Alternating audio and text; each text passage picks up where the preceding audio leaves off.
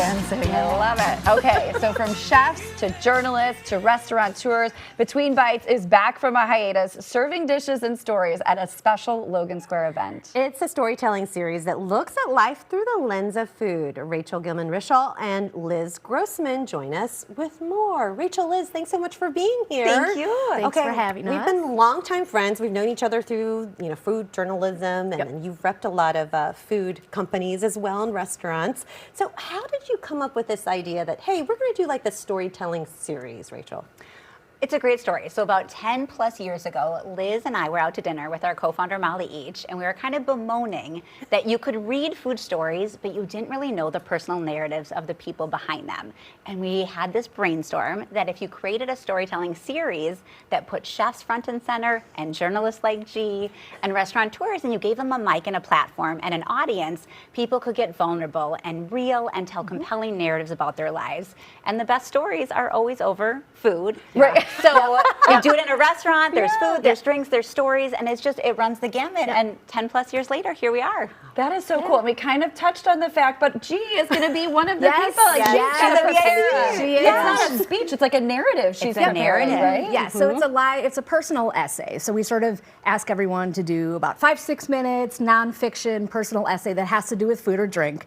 And we do have a theme for every event. So the only kind of direction you have is to follow a theme. The next event's theme is a new season. So they're sort of general enough to come up with something, but Have you thought of anything yet? Yes, this is No pressure. Sarah was asking, and I said, well, I don't know if it could mean a new season as in a new chapter, like a season in time, or it could mean like seasons, like in season. She should do her favorite seasons for each season. So the season. We hadn't thought of that. That's good. Yes. But I mean, this is appropriate, especially at the decade mark for you guys. Congratulations, that's a long time. Thank you. To be successful at this, and then you took a little bit of a hiatus. Yep. So it is After kind of a COVID. new season for the programming. And I just want to acknowledge that G is one of our favorite readers. Please. yes, She is the most she's lyrical storyteller. You Yeah. bring in the most beautiful tales of your childhood and the role that food played and how it evolved with you. Thank you. And so I just want to acknowledge that you are such a fabulous storyteller. Yeah, Yes. and it's been really interesting to have, we kind of started with food media being the main readers, and then we started pulling chefs in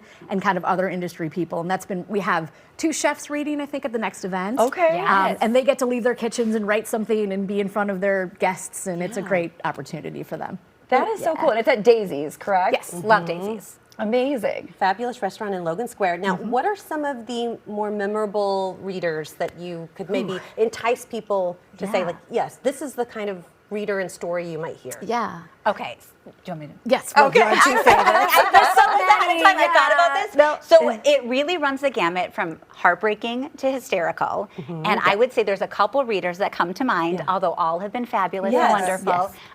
Jeff Ruby, who used to be a Chicago Magazine, I laughed so hard I started crying when he told a story about traveling with his children on an airplane and his toddler having some gastrointestinal distress. And there were no more diapers. And things went very, very wrong. And it ended with his 2-year-old wearing a Southwest flight attendant uniform, like an adult uniform, off the plane.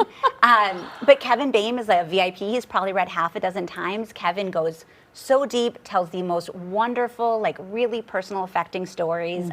Jason Hamill, who's reading of Lula Cafe, is also had- extraordinary. Yeah, Joe Flam, who everyone Top knows Chef, from Top Chef and Rosemary. So he read, I think, at one of the last ones we did, and it was actually he's read a couple of times, and the one that was at Twain was about one of his colleagues at Top Chef, another fellow contestant, and she passed away, and it was like very sad. And I think the whole So it really does go from one end of the spectrum to the other. and we try to really make it a good balance of stories, so it isn't sort of. And the Southwest story, how did that tie back to food? Oh, that's a good question. The distress was food related. Got it. And So it doesn't it can be anything. We try to give our writers a lot of flexibility and freedom. It's a jumping off point. I can't love remember it. the theme. Right. But the idea is it's just like you never otherwise get to live in somebody else's memories and lived Absolutely. experiences. Yes. So we say it's like a glimpse inside the hearts and minds and memories of the storytellers. And it's so special to be in the audience. I feel like it's a magical thing to listen to somebody's life being shared. So obviously we're very obsessed with it, and Yes. we hope people come and join us at Daisy's. And of course, there are the tickets that, there's drinks. It's a good time. There are Yeah. drinks. There are always drinks. The other thing we should mention is there's a philanthropic angle. So Yeah. whoever is hosting us gets to pick a charity for the night. Daisy's has picked Pilot Light.